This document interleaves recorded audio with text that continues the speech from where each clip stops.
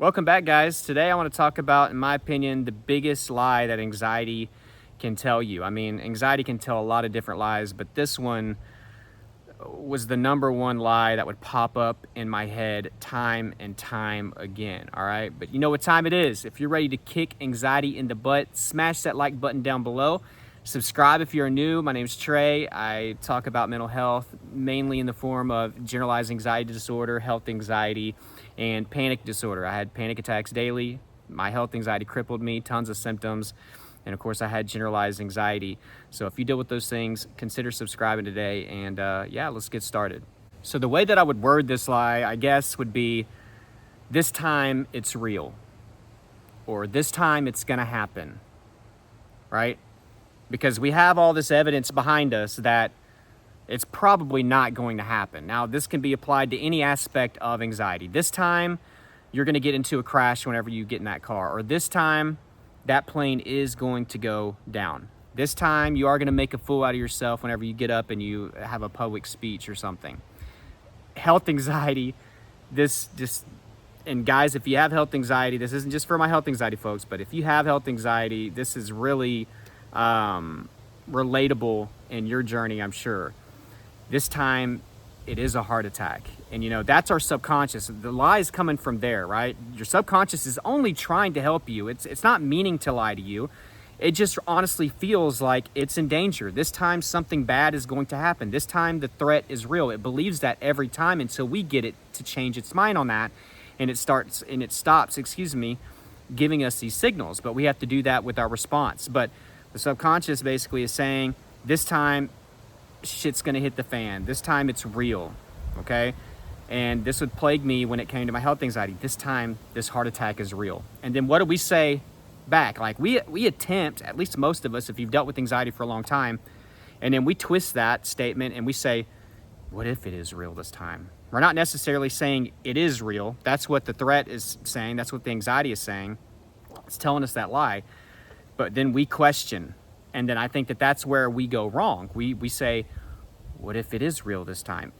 What we have to do in that situation, we have to look at all the evidence before, right? Leading up to this, because some of you have years of evidence that this is probably not going to happen. That probably it isn't real this time.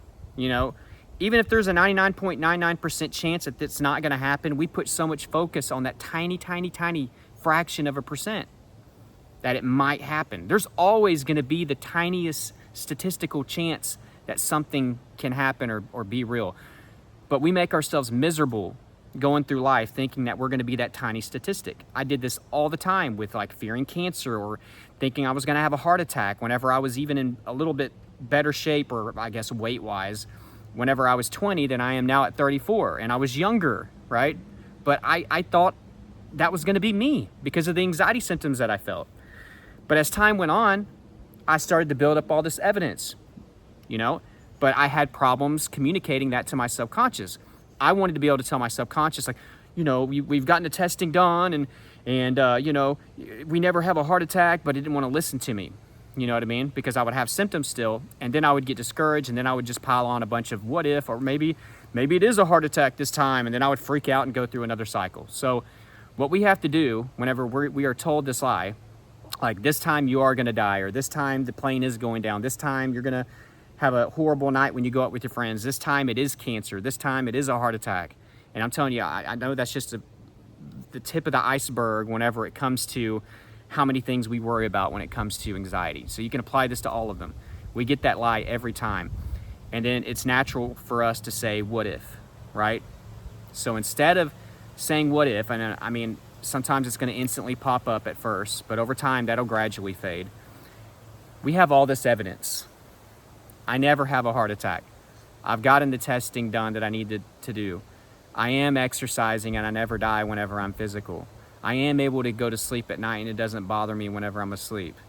You know, whenever I am distracted, usually some of these pains or symptoms, they'll go away.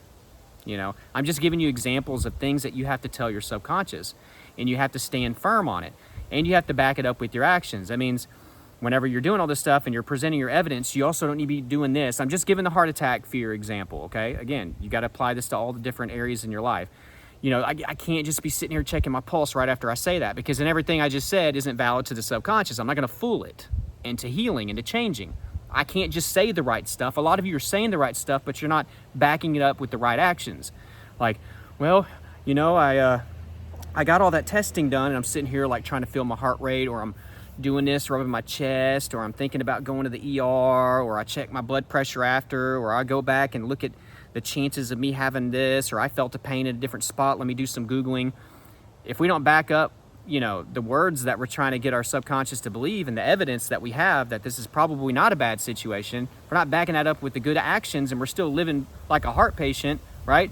Going to the hospital all the time, checking our blood pressure and our pulse, and doing all this extensive research, making sure we don't get our heart rate up, then those words are not going to mean anything. Actions actually speak louder than words in this situation. I mean, it's true in general, but especially the situation, okay? So it's easy, well, maybe not at first, it's not easy to say the right things to ourselves because it's not natural, but once we get that habit down, a lot of you are stuck because you're not backing it up with your actions as well, okay? And you can apply this for all different types of things, but guys, this is very, very common. I did this with cancer. Like, what if this time, you know, it's going to sneak up on me? What if I ignore it and it just keeps growing and growing, you know? I had to just tell myself, and everybody's going to be different. I can't tell you when to go to the hospital or when not to. You're going to have to make peace with that on your own terms and figure out rules for you. I can't do that. I'm not in your body. I don't know exactly what's happening in there. But for me, it was just like, I had to have trust in myself. I was like, I think I'm going to know, you know, if something is really getting out of hand, and I'll go. And that's the rule that I eventually established. You know what I mean? And this is another way of looking at things, and some of you aren't going to be ready for this part of it as far as a tip of what to do in that situation. We have to let go of control, you know, whenever it comes to recovering from anxiety. That should be your theme every morning whenever you wake up, is I'm going to let go of control today. I'm going to stop worrying about being the small statistic, because there's always going to be a chance that I could be the small statistic. Let's be real, you know what I mean? It's just not likely to happen. So I want to try to live my life like it's not likely to happen, and I'll worry about what I got to worry about whenever I have confirmation that I'm going to be going through that, right? And I tried to give myself peace thinking about at least the health anxiety portion of, you know, my anxiety, saying this time it is a heart attack, and this time it is cancer, this time it is MS, and you're going to get diagnosed. And then I would have the what if moment. And then I had to just say, okay, well, if it happens, then I guess I'm going to have to get treatment. Most people do survive cancer. Most people do survive heart attacks. That last year and a half of me worrying about lymphoma, it was like a 90+% chance that I would have survived it anyways. But it was like my mind always went to death whenever I saw something like cancer or fear to cancer. It's like I didn't want to go to that place where it was like, well, I could survive this even if I have it.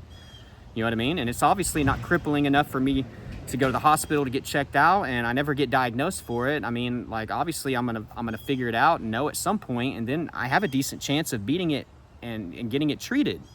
I don't have to always go to death, you know? Same thing with a heart attack. Most people survive heart attacks, you know, especially for those of you that are young, that are dealing with this. You'll probably survive it, believe it or not. You'll have enough time to get to the hospital and get checked out and get the treatment that you need and get the problem corrected, okay? That should be your worst case scenario, instead of it being like I'm going to die or I'm gonna have a fatal cancer, right? So that's a different twist. Some of you may not be ready for that, but I think that mindset kind of helped me with whenever I was dealing with that lie from my anxiety. So yeah, so some of you may not be ready for that, you know, that kind of tip, but some of you I guess will appreciate it. It helped me a lot, especially for the health anxiety portion. But yeah, if you made it this far in the video, go down below and in all caps I want you to put, I don't have to be the smallest statistic. I don't have to be the smallest statistic. If you want more help with your anxiety recovery, check out Elite Anxiety Bootcamp. It's been helping a lot of people. I'll put the link for that down in the description and in the first pinned comment. I'm going to read you guys another review. I am forever thankful for getting the chance to join Trey Jones' anxiety course. It has started to help me more than any therapist could. The way he explains it all is like he's there with you. It is a true blessing to have gotten the opportunity. So you've been seeing the reviews come out. Check it out. I don't just want you to take my word for it. I'm putting these reviews out on purpose so you guys can actually see the evidence that it's helping people if you're willing to put in that work. So check it out, guys. I love you all, and until next time, keep fighting.